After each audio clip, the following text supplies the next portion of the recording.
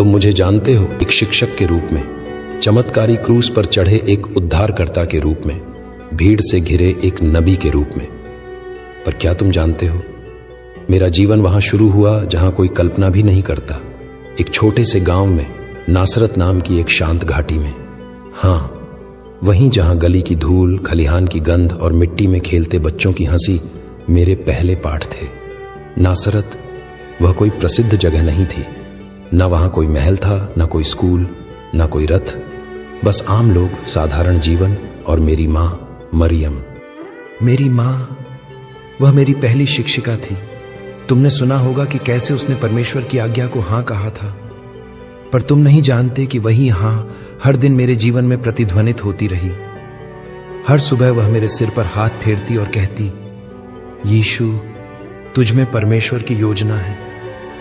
बचपन में मैं नहीं समझता था इसका अर्थ, पर उसकी आंखों में जो विश्वास था वह मेरे भीतर उतर गया। मेरे पिता यूसुफ चुपचाप काम करते, लकड़ी को आकार देते और मुझे सिखाते कि ईश्वर की योजना सिर्फ चमत्कारों में नहीं बल्कि साधारणता में भी प्रकट होती है। नासरत का जीवन सरल था, पर उसमें आत्मा की गहराई थी। हमारे घर में समृद्धि नहीं थी, पर वहां शांति थी, क्योंकि वहां प्रार्थना थी। रात के भोजन से पहले जब मां कवर हटाकर रोटी रखती तो वह हमेशा कहती, यीशु, हर रोटी एक वरदान है और हर वरदान एक जिम्मेदारी।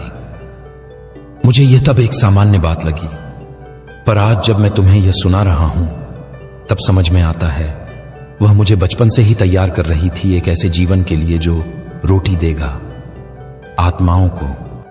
मुझे याद है वो पहली बार जब मैंने किसी को भूखा देखा, एक बूढ़ा जो नासरत के किनारे बैठा था और कोई उसे देखता भी नहीं था।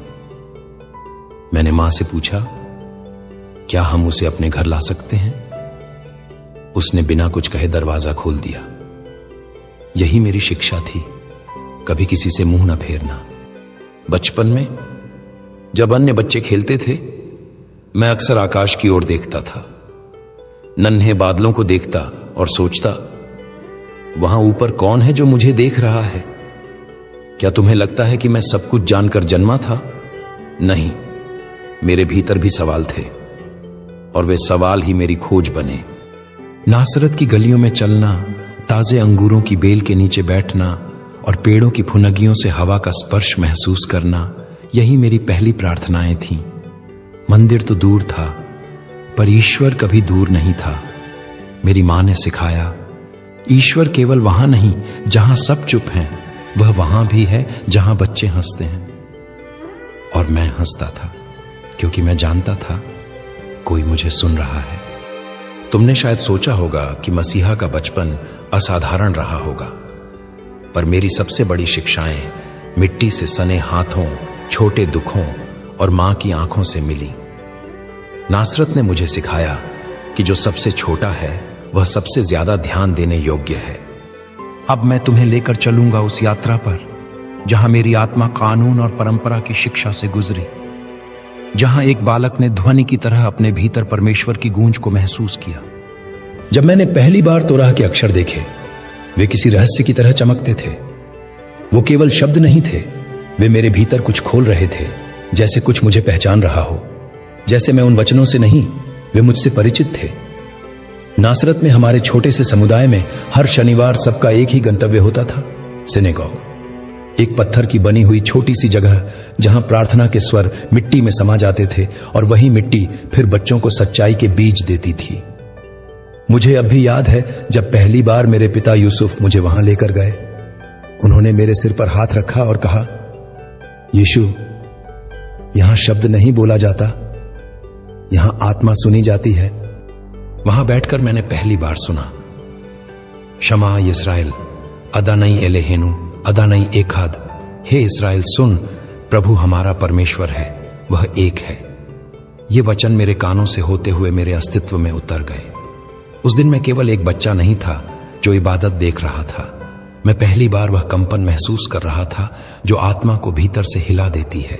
यहूदी परंपराएं वे सिर्फ रीति रिवाज नहीं थीं, वे जीवन के लय थीं।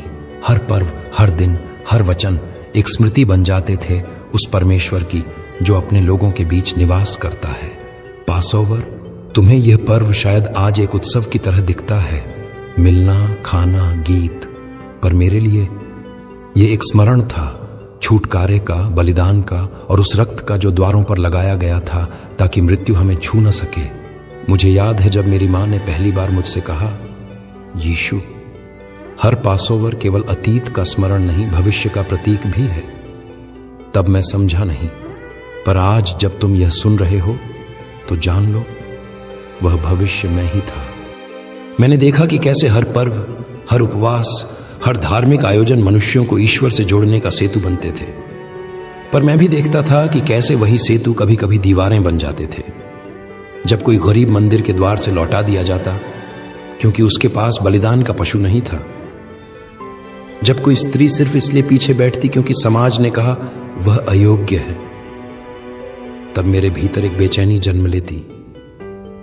क्या परमेश्वर ने यह व्यवस्था मनुष्यों को अलग करने के लिए दी थी या जोड़ने के लिए?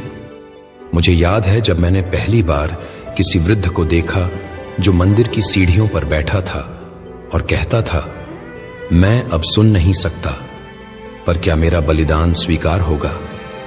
वहां मेरे भीतर कोई उत्तर गूंजा, तू ही बलिदान है। वो आवाज मेरी नहीं थी, पर फिर भी वह मुझसे ही थी। क्या तुम सोचते हो कि मुझे अपने मार्ग का ज्ञान बचपन से था? नहीं, मेरी खोज निरंतर थी। मैंने धर्मशास्त्रों में अपना प्रतिबिंब नहीं ढूंढा, मैंने उनमें दूसरों को ढूंढा। अब्राहम की आस्था, दाऊद की पुकार, योसेफ की चुप्पी, वे सब मेरे भीतर किसी गहराई को स्पर्श करते थे। मैंने स्वयं को उनके अनुभवों में नहीं, उनके संघर्षों में पाया।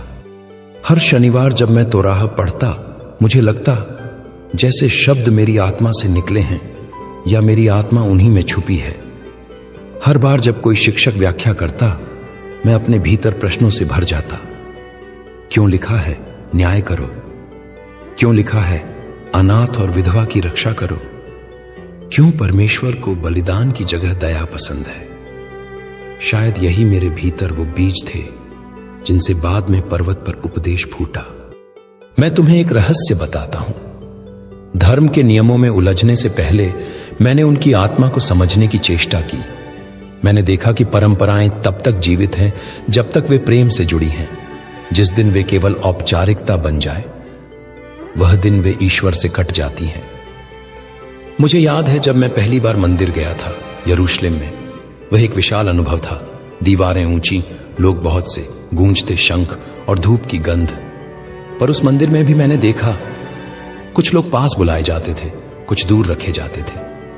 मुझे भीतर एक हलचल हुई। मैंने मां से पूछा, क्या ईश्वर भी कुछ लोगों को दूर रखता है? उसने सिर झुकाया और कहा, नहीं बेटा, लोग खुद दूर कर देते हैं। स्वर धीमा, जैसे स्मृति में लौटते हुए। उस दिन कुछ टूट गया मेरे भीतर, या शायद कुछ जाग गया।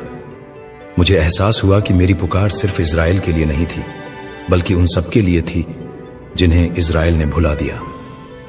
अब तुम जान गए कि मेरा विश्वास, मेरी करुणा, मेरी आवाज कहां से जन्मी। यह केवल परमेश्वर की वाणी से नहीं, यह उस व्यवस्था को देखने से जन्मी जहां लोग परमेश्वर से दूर थे, फिर भी उसे ढूंढ रहे थे। धीरे धीरे स्वर निमंत्रण में बदलता है। अब मैं तुम्हें अगले द्वार तक ले चलूंगा, जहां मैंने स्वयं परमेश्वर को महसूस किया, बिना किसी शिक्षक, बिना किसी औपचारिकता के। जहां मैं बालक नहीं, एक पुकार बन गया। उस दिन कुछ टूट गया मेरे भीतर, या शायद कुछ जाग गया। मुझे एहसास हुआ कि मेरी पुकार सिर्फ इज़राइल के लिए नहीं थी, बल्कि उन सब के लिए थी जिन्हें इज़राइल ने भुला दिया। अब तुम जान गए कि मेरा विश्वास, मेरी करुणा, मेरी आवाज कहां से जन्मी। यह केवल परमेश्वर की वाणी से नहीं, यह उस व्यवस्था को देखने से जन्मी जहां लोग परमेश्वर से दूर थे, फिर भी उसे ढूंढ रहे थे। अब मैं तुम्हें अगले द्वार तक ले चलूंगा, जहां मैंने स्वयं परमेश्वर को महसूस किया, बिना किसी शिक्षक, बिना किसी औपचारिकता के। जहां मैं बालक नहीं, एक पुकार बन गया। क्या तुमने कभी किसी क्षण में ऐसा अनुभव किया है कि समय रुक गया हो, कि हवा भी सुनने लगी हो, कि वृक्ष भी झुक गए हों और तुम्हारे भीतर एक आवाज हो जो बाहर किसी ने नहीं बोली, फिर भी वह सच्ची है। मैंने ऐसे क्षणों को बहुत पहले जाना था, जब मैं एक बालक ही था। वे पल शब्दों में नहीं आए, क्योंकि परमेश्वर सबसे पहले मौन में मिलता है। मुझे याद है एक शाम जब मैं अकेला था, नासरत के बाहर की पहाड़ियों में। मैं पेड़ की जड़ों से टिक कर बैठा था। हवा चल रही थी, पत्तों में कुछ फुसफुसा रहा था। मैंने कोई प्रार्थना नहीं की, मैंने कोई स्तुति नहीं गाई, बस बैठा रहा और परमेश्वर मेरे पास आ गए। वह कोई दृष्टि नहीं थी, कोई बिजली नहीं गिरी, ना ही कोई चमत्कार हुआ, पर मेरे भीतर अचानक एक स्पष्टता आ गई कि मैं अकेला नहीं हूं। कोई मुझे सुन रहा था, जैसे कोई मुझे पहचानता है मुझसे बेहतर। वह मेरी पहली प्रार्थना थी जो मौन में कही गई और उत्तर में परम शांति मिली। पर मेरी सबसे पहली स्पष्ट अनुभूति तब हुई जब मैं 12 वर्ष का था और मेरी यात्रा मुझे यरूशलेम के मंदिर तक ले गई। हम सब परिवार सहित पासोवर के पर्व के लिए वहां गए थे। हजारों लोग, हजारों आवाजें, बाजार, बलिदान, भीड़, लेकिन मेरी आत्मा किसी और ही स्वर की खोज में थी। जब मैं मंदिर में पहुंचा, मेरी आंखें उस स्थान की भव्यता से चकित थीं, पर मेरी आत्मा को खींच ले गया वह कोना जहां शिक्षक, याजक और धर्मशास्त्री बैठकर धर्म के विषयों पर चर्चा करते थे। मैं वहां जाकर बैठ गया, सिर्फ सुनने, पर सुनते सुनते मेरे भीतर से कुछ बोलने लगा। मैंने प्रश्न पूछे, साधारण नहीं, गहरे। यदि परमेश्वर एक है तो वह सबको समान क्यों नहीं दिखाई देता? अगर कानून में दया नहीं तो वह न्याय कैसे हुआ? क्या बलिदान बिना प्रेम के स्वीकार होता है? मैं पूछता गया और वे सुनते गए। उनकी आंखों में आश्चर्य था। मैं कोई ज्ञानी पंडित नहीं था, न किसी विद्यालय का विद्यार्थी। फिर भी मेरे शब्द उनके ग्रंथों की परछाई बन गए और मैं बस सुनता रहा, अपने भीतर उस आवाज को जो मानो कह रही थी, तू वही है जिसे वे खोजते हैं पर पहचान नहीं पाते। मुझे समय का ज्ञान नहीं रहा। मेरे माता पिता आगे निकल चुके थे। 3 दिन बीत गए और वे मुझे खोजते रहे। जब वे लौटे, मुझे वहीं बैठे पाया। प्रश्न पूछते, उत्तर देते और शांति में डूबा हुआ। मां ने आंसुओं से भरी आंखों से पूछा, तू कहां था बेटा? मैंने कहा, क्या आपको नहीं पता था कि मैं अपने पिता के घर में हूं? वह वाक्य मैं नहीं, मेरी आत्मा बोल रही थी। उस क्षण पहली बार मैंने अपने भीतर कुछ ऐसा महसूस किया जो सामान्य नहीं था। जैसे कोई बुलावा भीतर से गूंजा कि मैं केवल इस घर का नहीं, मैं उस पिता का हूं जिसका सिंहासन आकाश में है। पर उस दिन के बाद मैं फिर नासरत लौट गया। मैंने हथौड़ा उठाया, लकड़ी काटी और जीवन को वैसे ही जिया जैसे बाकी लोग। क्यों? क्योंकि हर बुलावा तुरंत नहीं आता। कुछ बुलावे तैयार होते हैं सालों की चुप्पी में। प्रकृति मेरी पाठशाला बनी। एक बीज जब मिट्टी में दबाया जाता है, वह मिटता नहीं, वह रूपांतरित होता है। वैसा ही मैं था। मेरा बुलावा मिट्टी में रोपा गया था। अब वह भीतर विकसित हो रहा था। हर पत्थर के कटाव में, हर रोटी की महक में, हर टपकती हुई पसीने की बूंद में। मेरे पिता यूसुफ के साथ जब मैं लकड़ी पर काम करता, वह मुझसे कहता, हर टेढ़ी लकड़ी में भी रूप छुपा होता है, बस सही दृष्टि चाहिए। मैंने सोचा, क्या मनुष्य भी ऐसे ही हैं? क्या हर टूटी आत्मा में परमेश्वर का रूप छुपा है? तब मैं जान गया, मैं केवल एक बढ़ई नहीं, एक निर्माता बनने जा रहा हूं, पर लकड़ी की नहीं, मनुष्य की आत्माओं का। तुमने मेरी कहानियां सुनी हैं, जहां मैंने लंगड़ों को चलाया, अंधों को दृष्टि दी, मृतकों को जीवन दिया। पर क्या तुमने वो दिन सुना जब मैंने अपने भीतर के ईश्वर को पहली बार महसूस किया? न बिजली गिरी, न स्वर्ग फटा, पर कुछ खुला मेरे भीतर। और वही उद्घाटन बन गया, एक मिशन, एक गवाही, एक बलिदान की यात्रा का आरंभ। अब मैं तुम्हें वहां ले चलूंगा जहां मेरा युवावस्था का संघर्ष शुरू हुआ, जहां मैंने देखा एक तरफ रोमन सत्ता का अन्याय, दूसरी तरफ धार्मिकता का दिखावा। और मेरे भीतर वह बीज जो नासरत में बोया गया था, अब अंकुरित होने को था।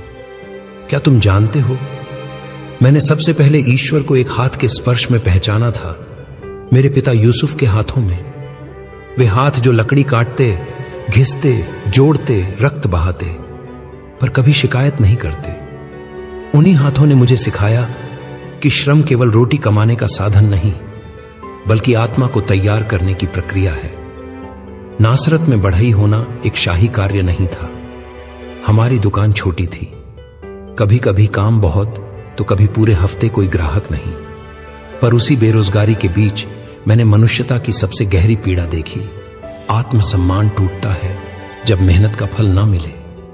मैंने उन हाथों को देखा जो किसी जमाने में खेत जोतते थे, पर अब रोमन करों से टूट चुके थे।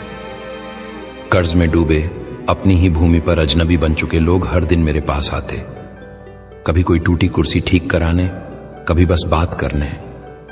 और मैं सुनता था। एक युवा के रूप में मैं केवल रंदा नहीं चलाता था, मैं समाज की दरारें महसूस करता था। तुम सोचते हो मेरा हृदय कब टूटा? उस दिन जब मैंने एक विधवा को देखा जो लकड़ी की एक टोकरी बेचकर अपने बेटे के लिए रोटी जुटा रही थी। वह कांप रही थी, न ठंड से बल्कि रोमन सिपाही की घूरती निगाहों से। उसकी आंखों में वह पीड़ा थी जो चुप होकर भी चीखती थी। मैं वहीं खड़ा था, कुछ कर नहीं सका, पर कुछ बदल गया मेरे भीतर। वो मेरा पहला क्रोध था जो प्रेम से जन्मा था। क्या यह वही व्यवस्था थी जो हमें मसीहा की राह दिखाती थी, या यह एक पिंजरा था जहां लोग नियमों से जकड़े हुए थे और उनकी आत्मा चुप करा दी गई थी? मैं हर दिन मंदिर की ओर देखता, पर मंदिर की पवित्रता गांव के भूखे पेटों तक नहीं पहुंचती थी। हर दिन पवित्र शास्त्र पढ़े जाते, पर उनके अर्थ पसीने से सने मजदूरों की जिंदगी में कहीं नहीं उतरते थे। मैंने जान लिया था कोई क्रांति आवश्यक है। क्रांति तलवार से नहीं आती, वह करुणा से उपजती है, और मेरे भीतर वह करुणा अब बांट बन रही थी। मैंने देखा था कि जिन्हें धर्म का पहरेदार कहा गया, उन्होंने ही मंदिर के द्वार बंद कर दिए। पर वहीं जहां कोई व्यवस्था नहीं थी, जहां केवल रिश्ते थे, जहां गरीबी थी, जहां बीमारी थी, वहीं मैंने परमेश्वर को सबसे पास पाया। अब मैं केवल एक बढ़ई नहीं था। मैं हर कील ठोकते समय सोचता था, किसी दिन यही कील मेरे शरीर में ठोंकी जाएगी। पर क्या मैं तैयार था? नहीं, तब तक नहीं। मेरी मां ने एक दिन मुझसे कहा, यीशु, तेरे भीतर कोई ऐसा प्रकाश है जो कभी नहीं बुझ सकता। मैंने उसकी ओर देखा और पूछा, तो फिर ये अंधेरा हर जगह क्यों है मां? वह चुप रही, और वह चुप्पी मेरे जीवन का उत्तर बन गई। मेरे पिता की मृत्यु ने मुझे झकझोर दिया। वो हाथ जो मुझे थामते थे एक दिन शांत हो गए। मैंने मृत्यु को पहली बार महसूस किया, उसकी ठंडक, उसकी निष्ठुरता, और फिर मुझे एहसास हुआ लोग क्यों डरते हैं। वे केवल भूख से नहीं डरते, वे उस दिन से डरते हैं जब कोई उनका नाम लेना छोड़ दे। मैंने उस दिन संकल्प लिया कि जब मैं बोलूंगा, मैं उन्हीं के लिए बोलूंगा जिन्हें कोई नाम लेकर नहीं पुकारता। तुमने मुझे पहाड़ पर उपदेश देते देखा, तुमने मेरी झील किनारे की शिक्षाएं सुनी, पर वे सब शुरू हुए इन छोटे अनुभवों से। एक लकड़ी की गंध से, एक विधवा की आंखों से, एक मजदूर की चुप्पी से, एक मृत शरीर के स्पर्श से। मैं तब तक चमत्कारी नहीं था, पर मेरे भीतर चमत्कार जन्म ले चुके थे। मैं तब तक प्रचारक नहीं था, पर मेरी आत्मा पहले ही घोषणा कर चुकी थी कि समय आ गया है। अब मैं तुम्हें उस रहस्य तक ले चलूंगा जहां तुम जानोगे मेरे बचपन और युवावस्था के बीच क्या क्या छुपा रहा गया। इतिहास चुप है, शास्त्र मौन है, पर मैं अब बोल रहा हूं। अब जब तुम मेरे साथ इस यात्रा में इतने दूर तक आ चुके हो, मैं तुम्हें बताना चाहता हूं कि कुछ बातें कहीं नहीं जाती, वे बस अनुभव की जाती हैं। मेरे जीवन के शुरुआती वर्षों में बहुत कुछ ऐसा था जो दुनिया ने नहीं देखा, न ही इतिहास ने दर्ज किया। कुछ जानबूझकर छूट गया, कुछ परमेश्वर की योजना थी कि वह छुपा रहे। तुम्हें मेरे जन्म की कहानी पता है, मेरे क्रूस की पीड़ा भी, पर उस बीच का हिस्सा, वह मौन क्यों है? क्या तुमने कभी पूछा है कि जिन वर्षों में एक व्यक्ति आकार लेता है, जहां से विचार, दृष्टि, विश्वास उगते हैं, उन्हें पवित्र शास्त्रों में क्यों नहीं लिखा गया? शायद इसलिए क्योंकि वे वर्ष केवल मेरे और परमेश्वर के बीच के थे। वे वर्ष जहां मैं बढ़ रहा था पर भीतर टूट भी रहा था, जहां मैं देख रहा था धर्म के नाम पर अन्याय, विश्वास के नाम पर भय, और वहीं मैंने चुना मौन। मैं जानता था एक दिन आएगा जब लोग इन छूटे हुए वर्षों के बारे में पूछेंगे। कुछ विद्वान अनुमान लगाएंगे, कुछ लोग कहानियां गढ़ेंगे, कुछ आलोचक कहेंगे अगर ये इतना महत्वपूर्ण था तो क्यों नहीं लिखा गया? तो सुनो, जो सबसे पवित्र होता है वह सबसे गहरे मौन में जन्म लेता है। इन वर्षों में मैंने उन बातों को सीखा जो किताबें नहीं सिखा सकती। मैंने आत्मा की भाषा सुनी, पत्तों की खामोशी में, लोगों की थकान में, बच्चों की हंसी में और विधवाओं की चुप्पी में। क्या तुम सोचते हो कि मैं इन वर्षों में कोई चमत्कार कर रहा था? नहीं, मैं तो स्वयं को पहचान रहा था। हर दिन एक नई परत खुलती थी, हर सुबह एक नई पीड़ा जगती थी, और हर रात मैं अपने पिता से कहता था, क्या मैं वही हूं जिसे तूने चुना है? और हर रात एक ही उत्तर भीतर से आता, तेरा समय अभी नहीं आया, पर तेरा सत्य बढ़ रहा है। कभी कभी सबसे शक्तिशाली सत्य वो होते हैं जो नहीं बोले गए। मुझसे जुड़ी कई बातें तुम नहीं जानते। मैं किससे सबसे पहले प्रेम में टूटा, मैंने किस दोस्त को खोया, कब पहली बार मेरी करुणा इतनी भारी हुई कि मैं खुद रो पड़ा। इन बातों की कोई लिखित गवाही नहीं, पर स्वर्ग ने उन्हें रिकॉर्ड किया है। अब मैं तुमसे एक सवाल पूछता हूं, क्या तुम्हें हर बात जानना जरूरी है ताकि तुम मुझसे प्रेम कर सको? या क्या तुम मुझसे उस प्रेम के साथ जुड़ सकते हो जो विश्वास पर टिका हो, ना कि प्रमाण पर? मेरी चुप्पी भी गवाही है, मेरे मौन वर्षों की भी आवाज है। जब मैं लकड़ी पर हाथ चला रहा था, जब मैं चुपचाप लोगों की थकान सुन रहा था, जब मैं पेड़ के नीचे अकेला बैठा था, तब भी मैं तुम्हें देख रहा था। हां, तुम्हें, क्योंकि यह कहानी केवल मेरी नहीं, यह तुम्हारे अंदर के यीशु की कहानी है। हर वह आत्मा जो एक मकसद लेकर इस धरती पर आई है, पर अब भी सवालों से घिरी हुई है, अकेली है, अनजान है, उसे भी एक नासरत मिला है जहां वह धीरे धीरे उस बन रहा है जो उसे होना है। मैं जानता हूं तुम भी सोचते हो कभी कभी, क्या मेरे जीवन का कोई अर्थ है? क्या मेरे टूटेपन, मेरी साधारणता, मेरे मौन में भी कोई योजना है? मैं तुम्हें आज उत्तर देता हूं, हां। अगर मेरे जीवन के वो साल जिन्हें दुनिया ने अनदेखा किया, इतिहास ने दर्ज नहीं किया, फिर भी ईश्वर ने चुना, तो तुम्हारे जीवन के भी वे हिस्से जो किसी को नहीं दिखते, जहां तुम रोते हो, घुटते हो, डरते हो, वे भी ईश्वर के पास सुरक्षित हैं। मेरे बचपन की छूटी हुई कहानियां तुम्हारे आज के संघर्षों से जुड़ी हैं, क्योंकि जब तुम सोचते हो कि कोई तुम्हें नहीं देख रहा, कोई तुम्हारी यात्रा नहीं समझ रहा, तो याद रखना, मैं वह हूं जिसका सबसे महत्वपूर्ण समय किसी ने नहीं देखा। मैं वह हूं जो चुप्पी से निकला और क्रांति बन गया। मैं वह हूं जिसे पहले पहचाना नहीं गया और अब हर हृदय के द्वार पर दस्तक दे रहा है। अब मैं नहीं बोलूंगा, अब तुम्हारी बारी है।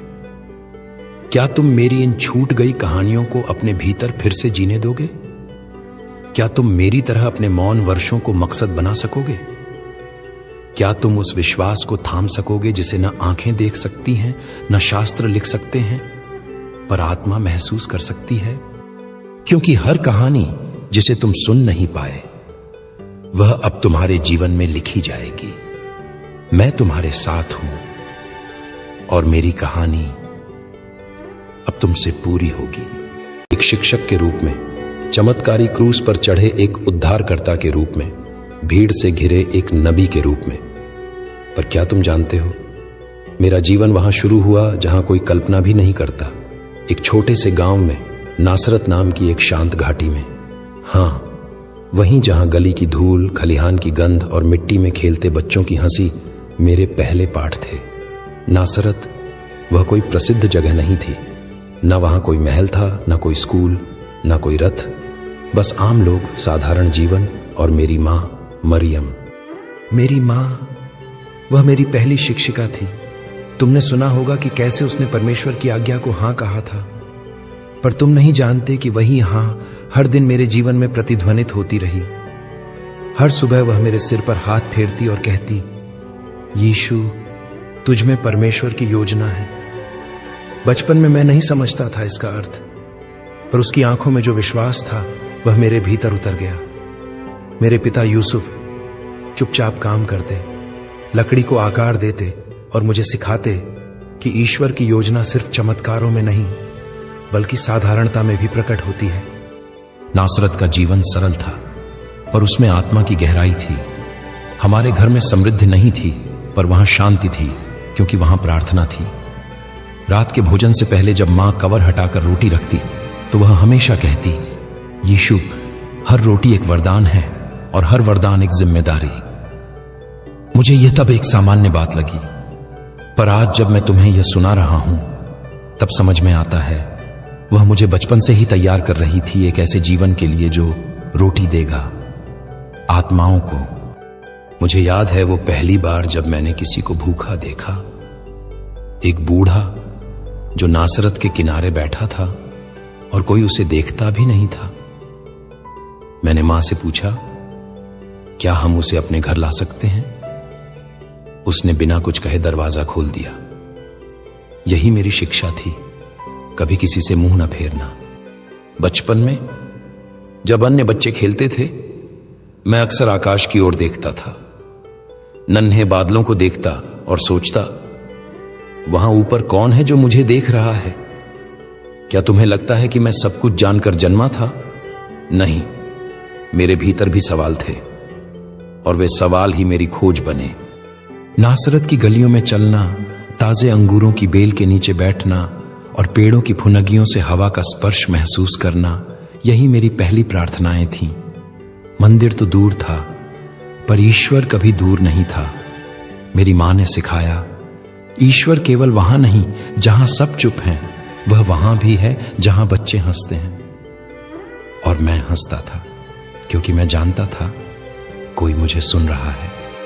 तुमने शायद सोचा होगा कि मसीहा का बचपन असाधारण रहा होगा, पर मेरी सबसे बड़ी शिक्षाएं मिट्टी से सने हाथों, छोटे दुखों और मां की आंखों से मिली। नासरत ने मुझे सिखाया कि जो सबसे छोटा है वह सबसे ज्यादा ध्यान देने योग्य है। अब मैं तुम्हें लेकर चलूंगा उस यात्रा पर जहां मेरी आत्मा कानून और परंपरा की शिक्षा से गुजरी, जहां एक बालक ने ध्वनि की तरह अपने भीतर परमेश्वर की गूंज को महसूस किया। जब मैंने पहली बार तोराह के अक्षर देखे, वे किसी रहस्य की तरह चमकते थे। वो केवल शब्द नहीं थे, वे मेरे भीतर कुछ खोल रहे थे, जैसे कुछ मुझे पहचान रहा हो, जैसे मैं उन वचनों से नहीं, वे मुझसे परिचित थे। नासरत में हमारे छोटे से समुदाय में हर शनिवार सबका एक ही गंतव्य होता था, सिनेगॉग।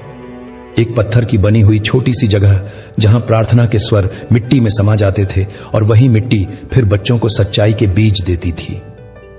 मुझे अब भी याद है जब पहली बार मेरे पिता यूसुफ मुझे वहां लेकर गए। उन्होंने मेरे सिर पर हाथ रखा और कहा, यीशु, यहां शब्द नहीं बोला जाता, यहां आत्मा सुनी जाती है।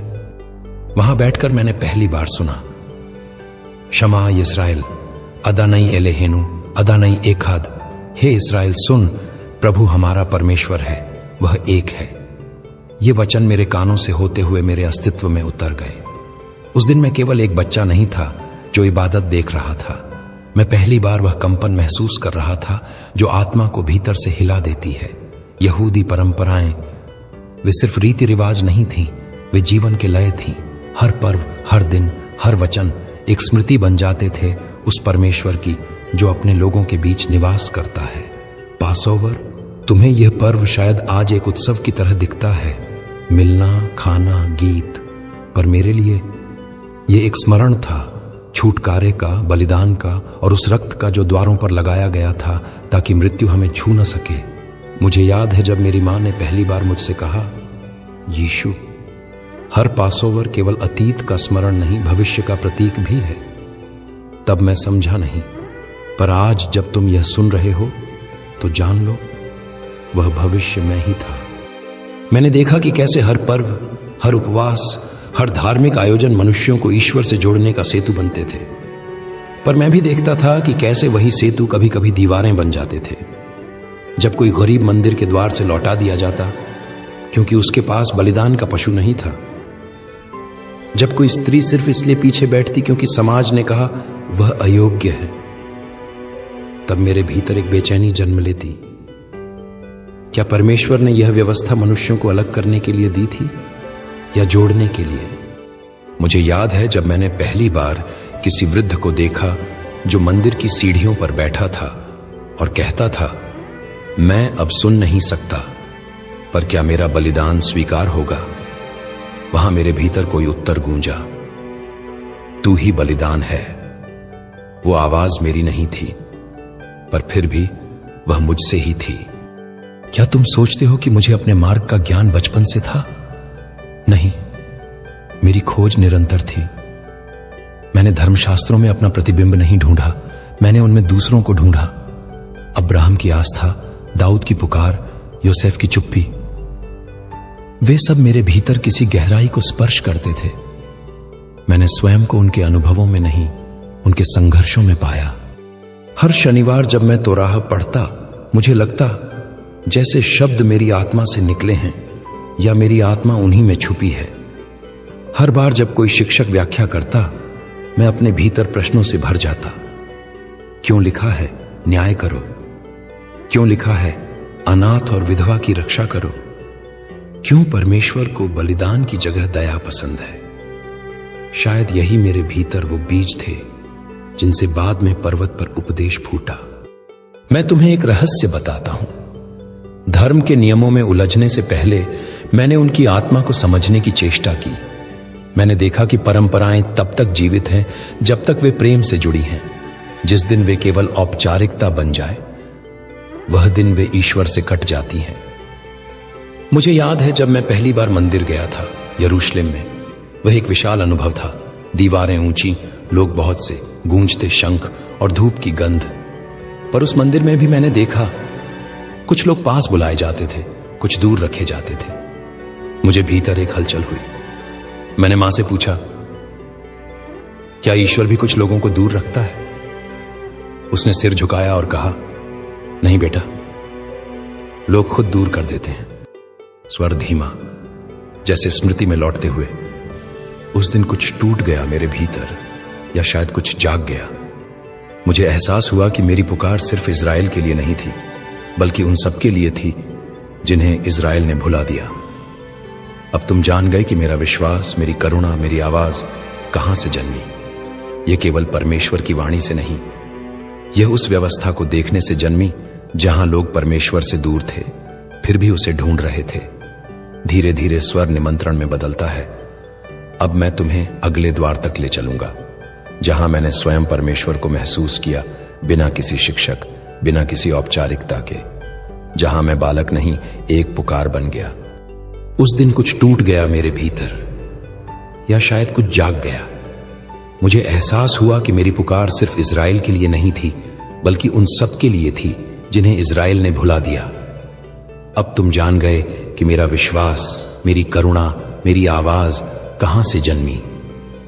यह केवल परमेश्वर की वाणी से नहीं, यह उस व्यवस्था को देखने से जन्मी जहां लोग परमेश्वर से दूर थे, फिर भी उसे ढूंढ रहे थे। अब मैं तुम्हें अगले द्वार तक ले चलूंगा, जहां मैंने स्वयं परमेश्वर को महसूस किया, बिना किसी शिक्षक, बिना किसी औपचारिकता के। जहां मैं बालक नहीं, एक पुकार बन गया। क्या तुमने कभी किसी क्षण में ऐसा अनुभव किया है कि समय रुक गया हो, कि हवा भी सुनने लगी हो, कि वृक्ष भी झुक गए हों और तुम्हारे भीतर एक आवाज हो जो बाहर किसी ने नहीं बोली, फिर भी वह सच्ची है? मैंने ऐसे क्षणों को बहुत पहले जाना था, जब मैं एक बालक ही था। वे पल शब्दों में नहीं आए, क्योंकि परमेश्वर सबसे पहले मौन में मिलता है। मुझे याद है एक शाम जब मैं अकेला था, नासरत के बाहर की पहाड़ियों में। मैं पेड़ की जड़ों से टिककर बैठा था। हवा चल रही थी, पत्तों में कुछ फुसफुसा रहा था। मैंने कोई प्रार्थना नहीं की, मैंने कोई स्तुति नहीं गाई, बस बैठा रहा और परमेश्वर मेरे पास आ गए। वह कोई दृष्टि नहीं थी, कोई बिजली नहीं गिरी, ना ही कोई चमत्कार हुआ, पर मेरे भीतर अचानक एक स्पष्टता आ गई कि मैं अकेला नहीं हूं। कोई मुझे सुन रहा था, जैसे कोई मुझे पहचानता है मुझसे बेहतर। वह मेरी पहली प्रार्थना थी जो मौन में कही गई और उत्तर में परम शांति मिली। पर मेरी सबसे पहली स्पष्ट अनुभूति तब हुई जब मैं 12 वर्ष का था और मेरी यात्रा मुझे यरूशलेम के मंदिर तक ले गई। हम सब परिवार सहित पासओवर के पर्व के लिए वहां गए थे। हजारों लोग, हजारों आवाजें, बाजार, बलिदान, भीड़, लेकिन मेरी आत्मा किसी और ही स्वर की खोज में थी। जब मैं मंदिर में पहुंचा, मेरी आंखें उस स्थान की भव्यता से चकित थीं, पर मेरी आत्मा को खींच ले गया वह कोना जहां शिक्षक, याजक और धर्मशास्त्री बैठकर धर्म के विषयों पर चर्चा करते थे। मैं वहां जाकर बैठ गया, सिर्फ सुनने, पर सुनते सुनते मेरे भीतर से कुछ बोलने लगा। मैंने प्रश्न पूछे, साधारण नहीं, गहरे। यदि परमेश्वर एक है तो वह सबको समान क्यों नहीं दिखाई देता? अगर कानून में दया नहीं तो वह न्याय कैसे हुआ? क्या बलिदान बिना प्रेम के स्वीकार होता है? मैं पूछता गया और वे सुनते गए। उनकी आंखों में आश्चर्य था। मैं कोई ज्ञानी पंडित नहीं था, न किसी विद्यालय का विद्यार्थी। फिर भी मेरे शब्द उनके ग्रंथों की परछाई बन गए और मैं बस सुनता रहा, अपने भीतर उस आवाज को जो मानो कह रही थी, तू वही है जिसे वे खोजते हैं पर पहचान नहीं पाते। मुझे समय का ज्ञान नहीं रहा। मेरे माता पिता आगे निकल चुके थे। 3 दिन बीत गए और वे मुझे खोजते रहे। जब वे लौटे, मुझे वहीं बैठे पाया। प्रश्न पूछते, उत्तर देते और शांति में डूबा हुआ। मां ने आंसुओं से भरी आंखों से पूछा, तू कहां था बेटा? मैंने कहा, क्या आपको नहीं पता था कि मैं अपने पिता के घर में हूं? वह वाक्य मैं नहीं, मेरी आत्मा बोल रही थी। उस क्षण पहली बार मैंने अपने भीतर कुछ ऐसा महसूस किया जो सामान्य नहीं था। जैसे कोई बुलावा भीतर से गूंजा कि मैं केवल इस घर का नहीं, मैं उस पिता का हूं जिसका सिंहासन आकाश में है।